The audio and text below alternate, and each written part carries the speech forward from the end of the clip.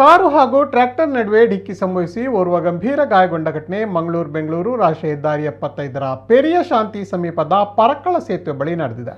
ಬೆಂಗಳೂರು ಬೊಮ್ಮನಹಳ್ಳಿ ಬಿಳೇಕಹಳ್ಳಿ ನಿವಾಸಿ ವೆಂಕಟೇಶ್ ಗಾಯಗೊಂಡವರಾಗಿದ್ದು ಮಂಗಳೂರಿನ ಆಸ್ಪತ್ರೆಗೆ ದಾಖಲಾಗಿ ಚಿಕಿತ್ಸೆ ಪಡೆಯುತ್ತಿದ್ದಾರೆ. ಅವರು ಮಗು ಸಹಿತ ಇಬ್ಬರೊಂದಿಗೆ ಬೆಂಗಳೂರಿನಿಂದ ಮಂಗಳೂರಿನ ಕಡೆ ಕಾರ್ನಲ್ಲಿ ಬರುತ್ತಿದ್ದ ವೇಳೆ ಪರಕ್ಕಳ ಸೇತುವೆ ಬಳಿ ಹೆದ್ದಾರಿ ಬದಿ ನಿಲ್ಲಿಸಲಾಗಿದ್ದ ರಾಷ್ಟ್ರೀಯ ಹೆದ್ದಾರಿ ಚತುಷ್ಪಥ ಕಾಮಗಾರಿ ನಡೆಸುತ್ತಿರುವ ಗುತ್ತಿಗೆ ಕಂಪನಿಗೆ ಸೇರಿದ ಟ್ರ್ಯಾಕ್ಟರ್ಗೆ ಡಿಕ್ಕಿಯಾಗಿದೆ ಎಂದು ವರದಿಯಾಗಿದೆ.